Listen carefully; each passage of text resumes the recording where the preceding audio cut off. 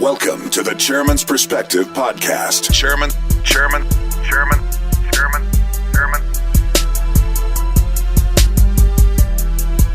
You are listening to the Chairman's Perspective, and I am your Chairman, Van Davis Turner Jr., and I'm here with my co-host, Lee Eric Smith of the New Tri-State Defender.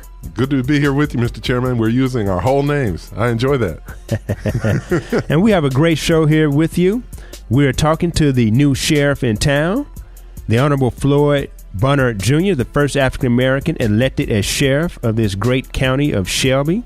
So stick around. We have a great show, don't we? Absolutely. We're going to talk with Sheriff Bunner about all kinds of interesting things. Really, too much show, not enough time. But among the things we'll get into, we'll talk about gun crime. We'll talk about the juvenile justice system and whether or not Shelby County is properly situated to be able to handle female juvenile offenders. And we'll talk about the strange link between new gun legislation that lets people carry guns more freely and how that's adversely affecting people here in Shelby County. I thought that that was great, and we have a lot of great insight for you today, so stick around. Don't go anywhere. We'll be right back here on the Chairman's Perspective, powered by the KUDZUKIAN Network. The Chairman's Perspective on the KUDZUKIAN Network. Keeping it real, right, and funky. Is this an opportunity that we can seize and express interest from the governor and the state to act on the behalf of young people in Shelby County? There are stories that we don't want to tell because they will piss some folks off, make some folk mad. Funky politics on the KUDZUKIAN Network. KUDZUKIAN! The Chairman's Perspective on the KUDZUKIAN Network.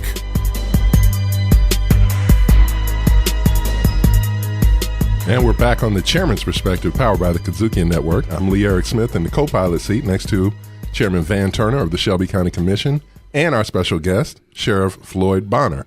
Glad to have you on the show. And as they say, there's a new sheriff in town, and his name is Sheriff Floyd Bunner. Thank you, Commissioner. Chairman, it is a pleasure to be here with you guys today, and thank you for giving me the opportunity. So, Sheriff Bunner, you are our newly elected Chief Law Enforcement Officer here in Big Shelby County, over 200 days plus in office. And the first question that I have for you is, has it really sank in yet? You know, being a chief deputy, I was already there.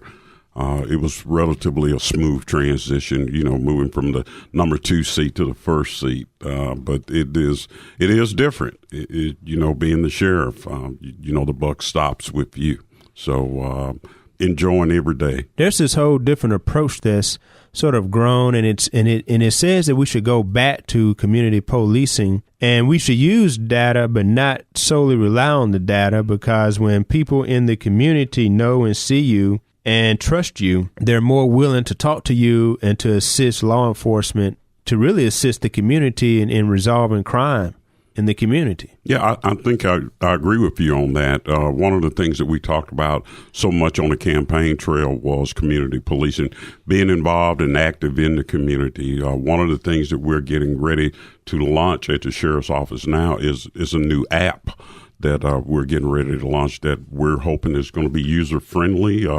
It's going to be able to get the public closer to us, be able to report crimes by text messages. Students will be able to report crime. Everybody has an iPhone now, even the kids.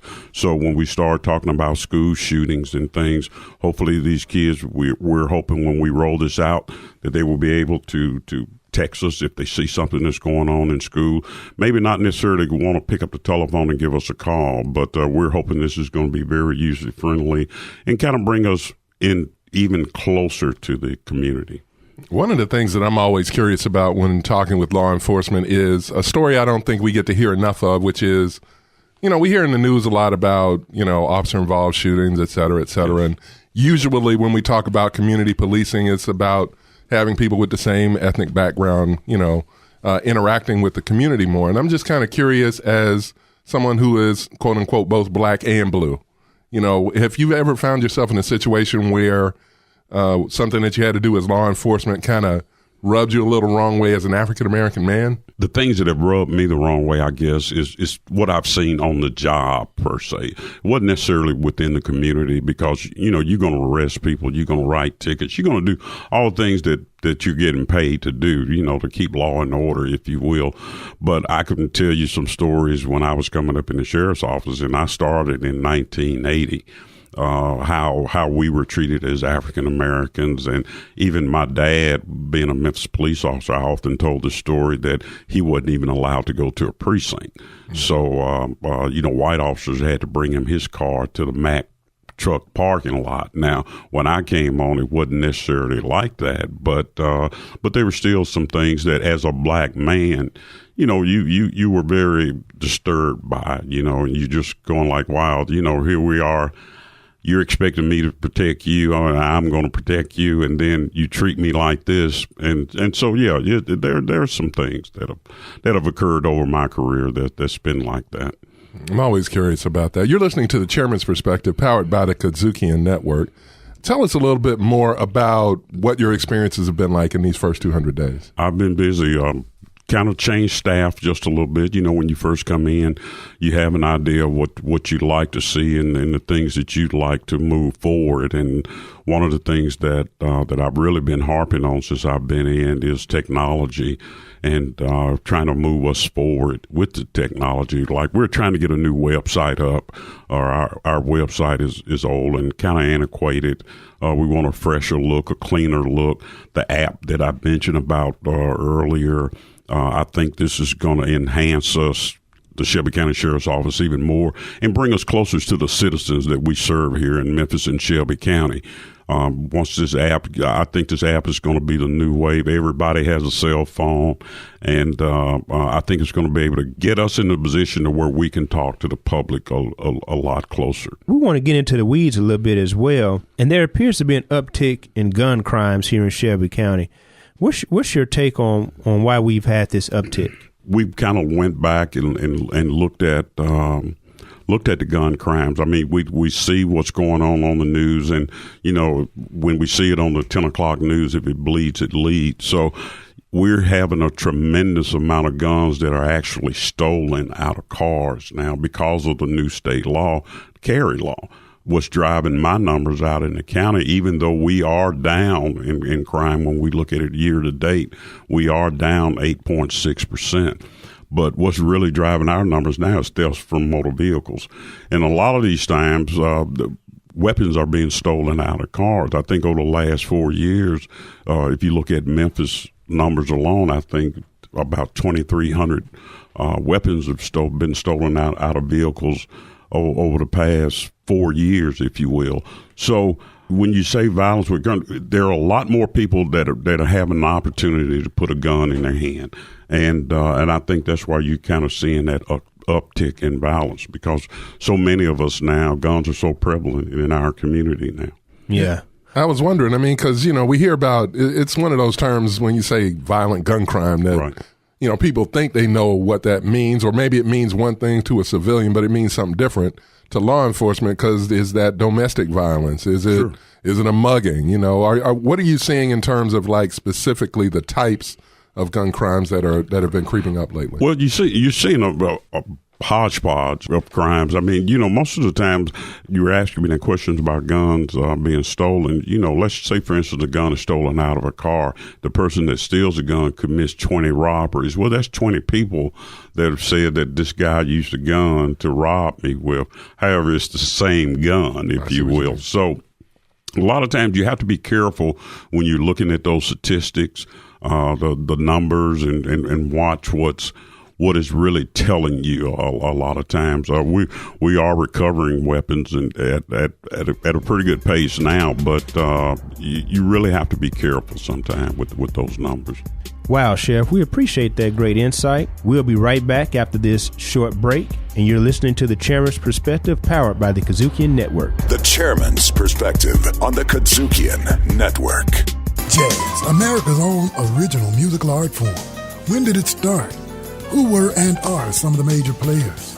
How do you distinguish what kind of jazz you're listening to? We talk about the great and lesser-known artists songs and tunes, the instruments, and the social impact jazz has had on world culture since its beginning at the start of the 20th century. Riffin' on jazz on the KUDZUKIAN Network. KUDZUKIAN! Hello, this is Sheriff Floyd Bonner, Sheriff of Shelby County, and you're listening to the Chairman's Perspective, powered by the KUDZUKIAN Network.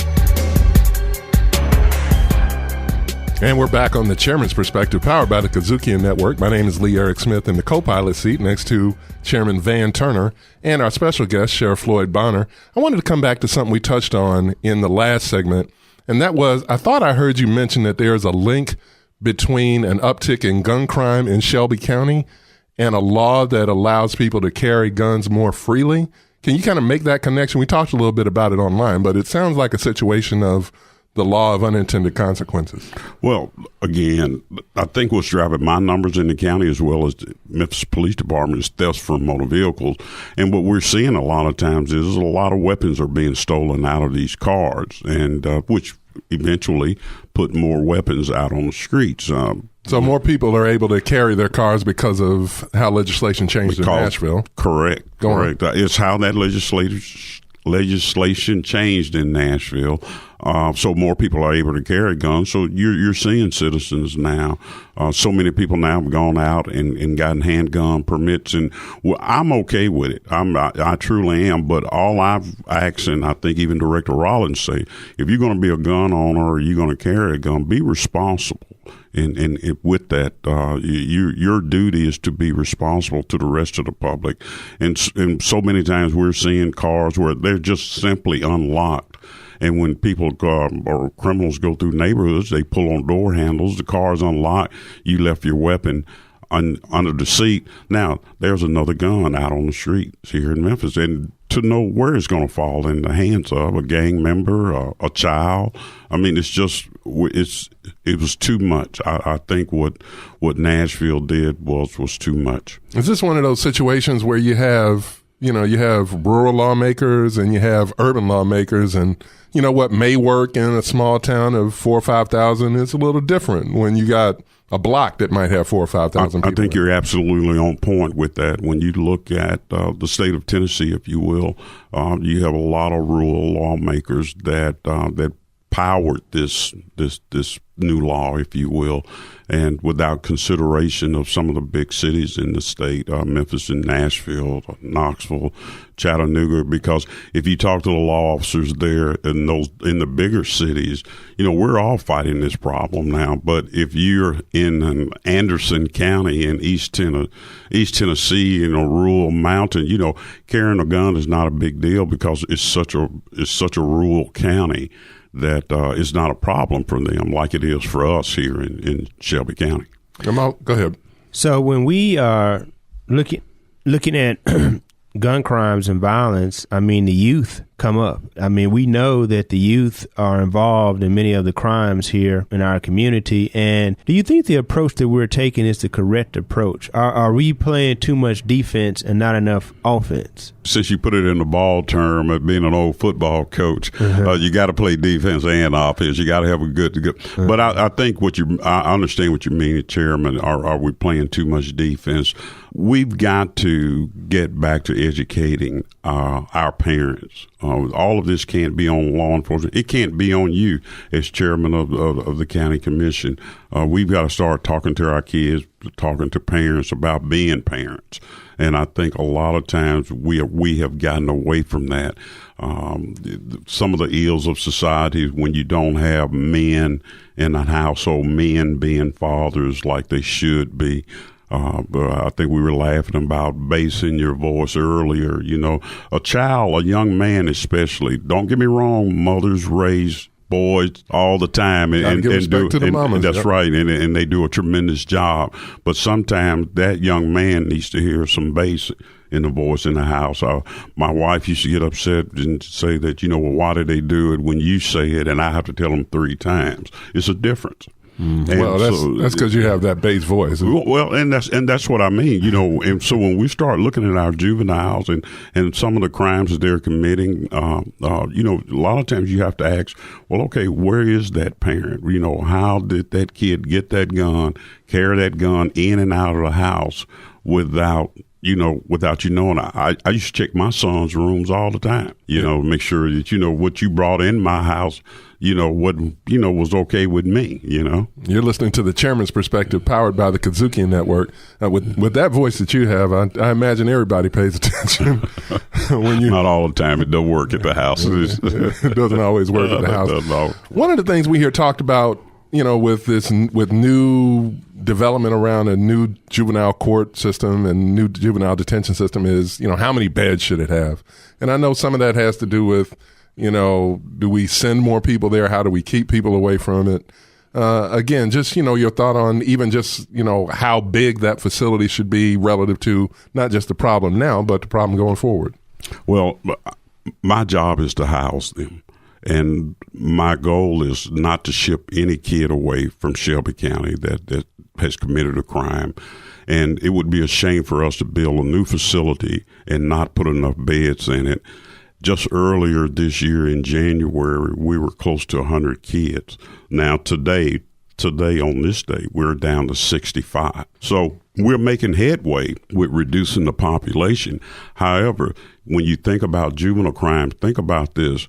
When juveniles commit crime, it's never one that does a carjacking. He's got 2 or 3 or 4 of his buddies with him when he commits that crime. So when those children get locked up, a lot of times they're getting locked up 2, 3, 4 at a time. So that population grows. And when that population grows, if we're going to build a new facility, I'm not saying build a 200-bed facility. I'm not asking for anything like that. But I think we got to look in that 100 to 120-bed zone. And I know some say 80. Everybody has a number in their head, but I think we've got to look at least 100 or 120 at least on a new facility. Yeah, and I think that's a good point. I think your whole point about playing offense and defense is well taken, putting it in the strategy of put it in the context of football. So we are really having a good time here learning about what you actually do as sheriff. One quick question that I have, you have 7 cities within Shelby County. What are the direct patrol areas of the Shelby County Sheriff's Office? I know we got Memphis Police Department, so you're not directly charged with protecting or serving Memphis, but what cities in Shelby County do you directly serve? Well, we do serve Arlington and Lakeland. Now, Millington, Collierville, Germantown, I'm missing somebody, I think. But Millington, Collierville, and Germantown have their own police agency. Mm-hmm. So we patrol the unincorporated areas of Shelby County, and we serve those citizens as their first line of defense. So the Arlington, the Lakelands, usually we're taking over those parts. We're going to hit the pause button right there. We got to go to a break, but don't go away. We'll be right back with The Chairman's Perspective, powered by the KUDZUKIAN Network. Chairman. The Chairman's Perspective on the KUDZUKIAN Network. R&R on Sports is proud to be on Sirius XM. So what's R&R stand for? Real talk and relevant sports issues. It's racial and relative. We're brothers from the South. We can relate. R&R on Sports on the KUDZUKIAN Network. We are back with the Chairman's Perspective, powered by the KUDZUKIAN Network, and today Sheriff Floyd Bunner has been giving us pretty good information as it relates to trends in juvenile crime and trends as it relates to youth committing violence within this community. And I think you had an important follow-up you had. I wanted to kind of come back to the whole question of the new juvenile justice facility and whether or not it'll be properly equipped to handle female juvenile offenders. I know, we talk about what the boys are doing and all of that, but there are young women who need to be handled as well. What are your thoughts on that? Very good point. And the facility that we're in right now is really not equipped for female juveniles. We really don't have a juvenile facility for females in the state of Tennessee. Naturally, when we're going to build this new facility, we're going to build it in a way that we will be able to separate females from the males, sight and sound, and a lot of things that you have to do on this. But this building that we're in right now, this is one of the challenges that we face each and every day. We want to rehabilitate our juveniles, so we need classroom spaces to do that. the Shelby County school system has been a tremendous partner with us, and they are saying that if we have more classroom, they will provide more teachers. And we have found that when we keep our juveniles busy, then the less time that they have to create mischief in the facility. So we're looking for ways to keep them busy and in school. But again, your female juvenile crime is up all across the state, and some of these females are committing some very, very serious crimes. We have some down there now with some serious charges. Sometimes you hear that we need more deputies. We need more boots on the streets, on the beat, in order to resolve the challenges that we have with public safety in our community. Is that the answer? Is hiring more officers, you think, the panacea to resolve all public safety here within the county? Well, I don't know if it's resolve all, but, Commissioner, I had an opportunity to go to the Southern Police Academy up in Louisville and do some graduate study work, and that was one of the issues that we looked at. And statistically speaking, with more boots on the ground, crime did go down in different communities when you looked at it all across the United States. I think it's more about visibility. When people are seeing more and more officers, and these officers are hitting in the right places or being visible in the right places. All of us use data-driven policing now to know when the crime occurs, what day, what hours. So we try to adjust our resources to those day of the week, time of the day type situations. So naturally, if you can put more officers out there and the visibility is high, I think some crimes, now, not, for instance, domestic violence, but in some crimes, it's going to be a deterrent because you're seeing so many police officers. You're listening to The Chairman's Perspective, powered by the KUDZUKIAN Network. Well, you're going to have more ground to cover if, the annexation of the city of Memphis happens. A lot of that, of the law enforcement and public safety that is currently under the city of Memphis will move to Shelby County. What effect is that going to have on what you do? Well, it's going to make me come to the chairman and ask him for more money. Just here in a couple of years, we're getting ready or the city of Memphis getting ready to de-annex South Cordova, South Wind, in those areas, and so it will require us to ask for more manpower. Right now, we're doing a study on the calls of service that MPD was having in those areas because we want to be responsible. And I'm not going to come and ask the commissioners for an outrageous number. I'm only the number that we need, that we feel like that we can patrol in those areas to keep the citizens safe.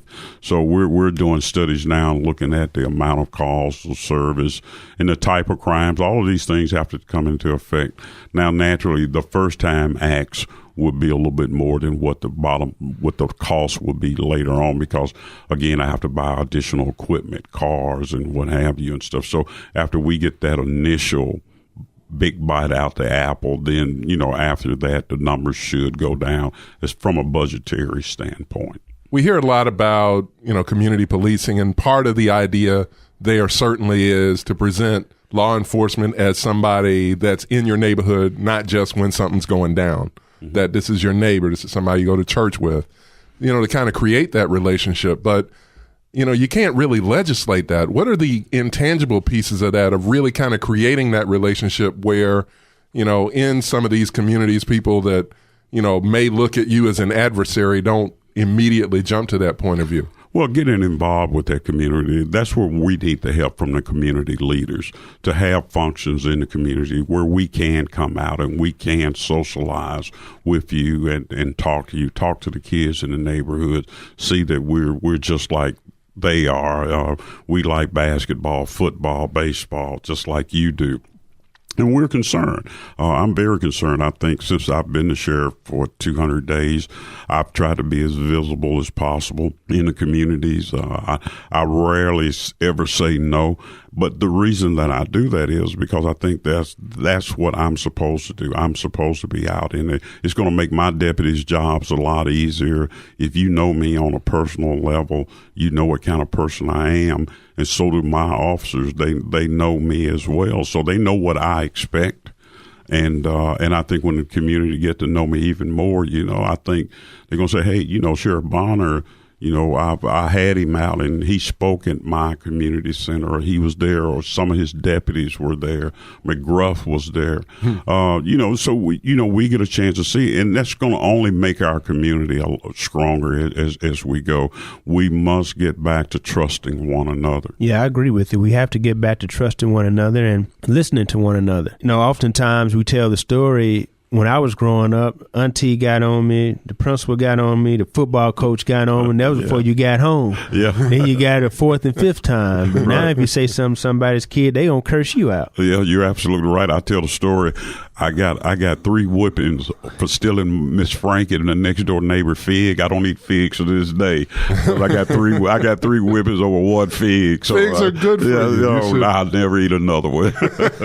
I hear you. Are there any budget priorities? What's one budget priority that you're going to focus on as we close out? Well, I think right now we always look at equipment. You know, what are our equipment needs right now? And right now, I think we've been planning for years to making sure that we had the cars that we needed, and that we didn't let our fleet get into such a high mileage thing. And right now, I think we have a car plan that is really working right now, even with our motorcycles. Believe it or not, when a motorcycle gets 50,000 miles on it, you know, it's almost considered a piece of junk. Wow. So, you know, that's not the same as a car. 50,000 miles on a car, you know, you kind of just got it broken in good, you know. But so these are long range plans that we're looking. So I don't think this year we're going to come up with any jack in the boxes to the commission, if you will. Hopefully we're on tab right now to give about $1.2 or $3 million back. So, but I will come when the annexation occurs. Yes, sir. We know that's coming. We appreciate the 1.2 this year, but you know you're going to get it right back the next year. We want to thank Sheriff Floyd Bonner for joining us on the show. Don't go anywhere. We'll be right back here on The Chairman's Perspective, powered by the KUDZUKIAN Network. The Chairman's Perspective podcast on the KUDZUKIAN Network. Hey, I'm your host, Cynthia Daniels. And I'm your co-host, Williams Brack. And Grindset takes a deep dive into the mentality of the entrepreneur in Memphis. This show unpacks the entrepreneurial journey.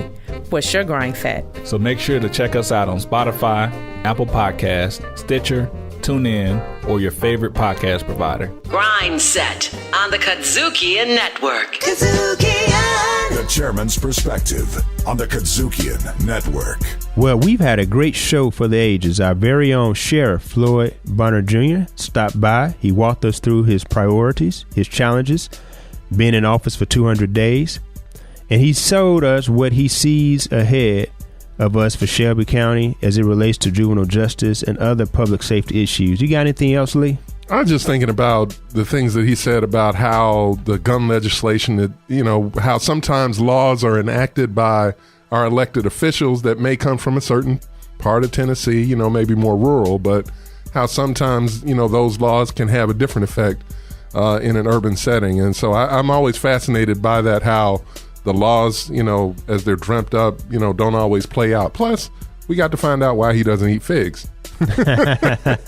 That's right. Well, it was a great show. We'll be back here next time. And as always, we're keeping your elected officials accountable. We're only a phone call, a text, or email away. We've enjoyed having you here with us on the Chairman's Perspective, and we are powered by the KUDZUKIAN Network. We'll see you next time.